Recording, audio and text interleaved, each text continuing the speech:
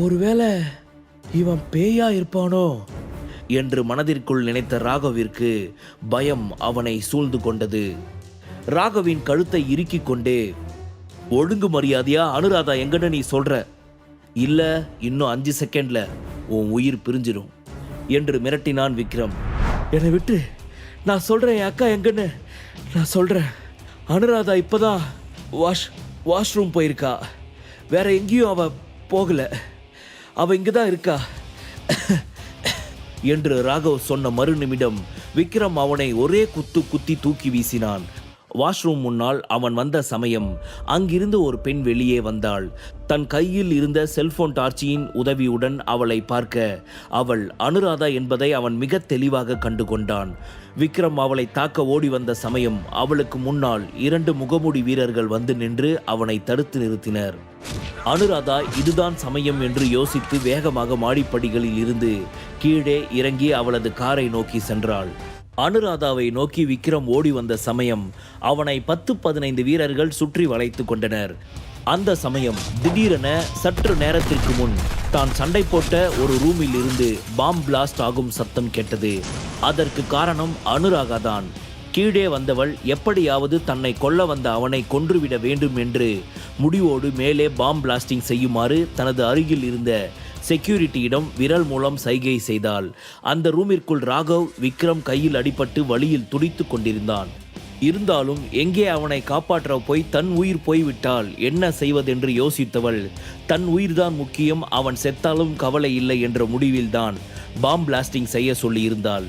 இங்கே அனைவருடனும் சண்டை போட்டுவிட்டு நேராக அனுராதா காரை நோக்கி ஓடி வர அவளோ அவன் வருவதை பார்த்துவிட்டு, சீக்கிரம் காரை எடு டிரைவர் என்று அவசரப்படுத்தி விக்ரம் கையில் இருந்து தப்பினாள்.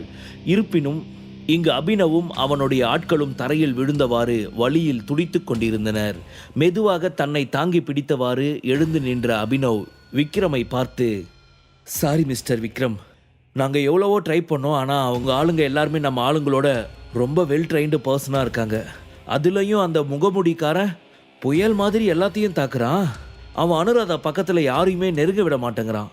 என்னை மன்னிச்சிடுங்க, நான் இந்த மாதிரி பதில் உங்ககிட்ட சொல்லக்கூடாதுன்னு தான் நினச்சேன், பட் சூழ்நிலை அந்த மாதிரி அமைஞ்சிருச்சு என்று மிகுந்த வருத்தத்துடன் சொல்ல, இட்ஸ் ஓகே அபினவ், இந்த ஏற்ற இறக்கம் இது ரெண்டுமே உங்கள் பிஸ்னஸில் மட்டும் இல்லை, இந்த மாதிரி சண்டையில் கூட இருக்கும். இதுக்கே சலிச்சிட்டா எப்படி? நீங்கள் பாம்பேல பெரிய டானாக போகிறீங்க, உங்களை வச்சு நான் எதையோ கற்பனை பண்ணிக்கிட்டு இருக்கேன் என்று சிரித்து கொண்டே சொன்னவன் பின் தன் முகத்தை சீரியஸாக மாற்றிக்கொண்டு, கண்டிப்பாக இப்போ எப்படியும் நாம் அவளை பிடிச்சிடலாம், சீக்கிரம் டைம் வேஸ்ட் பண்ணாமல் வாங்க என்று சொல்லி காரில் அமர்ந்து கொள்ள அபினவ் அவனிடம், மிஸ்டர் விக்ரம், அனுராதா எஸ்கேப் ஆகிட்டா, அப்போ அந்த ராகவ் என்று கேட்க விக்ரம் சிரித்து கொண்டே, அவன் செத்து 1/2 மணி நேரத்துக்கு மேலே ஆச்சு, இந்நேரம் அவன் அந்த நரகத்தில் அட்டனன்ஸ் சொல்லிட்டு இருப்பான் என்று கிண்டலாக சொன்னான். அதை கேட்ட அபினவ் முகத்தில் ஆச்சரியமும் சந்தோஷமும் ஒன்றாக தோன்றியது. சிரித்து கொண்டே அபினவ் காரை ஸ்டார்ட் செய்ய அந்த கார் அங்கிருந்து புறப்பட்டது. 20 நிமிடத்திற்கு பிறகு மிகப்பெரிய கோட்டை போல இருக்கும் ஒரு அழகான வில்லா முன் வந்து கார் நின்றது. அங்கிருந்து இறங்கிய விக்ரம் ஒரு ஆளுக்காக வெயிட் செய்து கொண்டிருக்க அங்கு வந்து சேர்ந்தார் கைலாஷ்.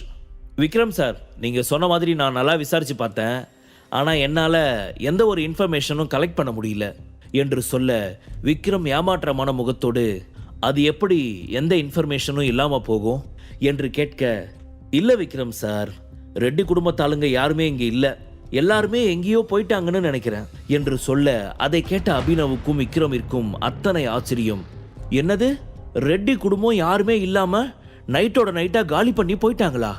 இது நம்புற மாதிரியா இருக்குது? ரெட்டி குடும்பம் ஒருத்தங்களுக்கு பயந்து போய் குடும்பம் மொத்தமாக காணாமல் போயிருக்காங்கன்னா இது ரொம்பவே ஷாக்கிங்காக தான் இருக்கு என்று அபினவ் சொல்ல விக்ரமோ ஏதோ ஒரு யோசனையில் இருந்தான். என்னோட மொத்த ஆதித்யா குடும்பத்தையும் அழிச்ச ரெட்டி குடும்பம் திடீர்னு எப்படி யாருக்கும் தெரியாம எந்த ஒரு சின்ன எவிடன்ஸும் இல்லாமல் மாயமாயிட்டாங்க, கண்டிப்பாக அவங்க ஏதோ ஒரு பிளான் பண்ணுறாங்க என்று யோசித்தவன் திடீரென கண்களை திறந்தவனுக்கு ஒரு விஷயம் ஞாபகத்திற்கு வந்தது. அவன் முகத்தில் சிரிப்பு ஒன்று தோன்றியது. இங்கே பால் போன்ற நில ஒளியின் வெளிச்சம் முகத்தில் பட்டு அதில் கண் விழித்த சுரபி அதன் அழகை ரசிப்பதற்காக பால்கனியை நோக்கி சென்றாள். அப்பொழுது அவளை யாரோ பின்னிருந்து அணைக்க அதில் பதறி போனவள் உடனே பின்னால் திரும்பினாள். உடனே அவன் முன்பு சிரித்தவாறு விக்ரம் தான் நின்று கொண்டிருந்தான். விக்ரம், உனக்கு எவ்வளவு தைரியம் இருந்துச்சுன்னா என்னை இந்த மாதிரி பின்னாடி வந்து கட்டிப்பிடிப்ப? உனக்கு எவ்வளவு தைரியம், யூ இடியட் என்று சொல்லி அவனை திட்ட வேண்டும் என்று அவள் மனம் நினைத்தாலும் அவள் அவனை ஏதும் பேசவில்லை.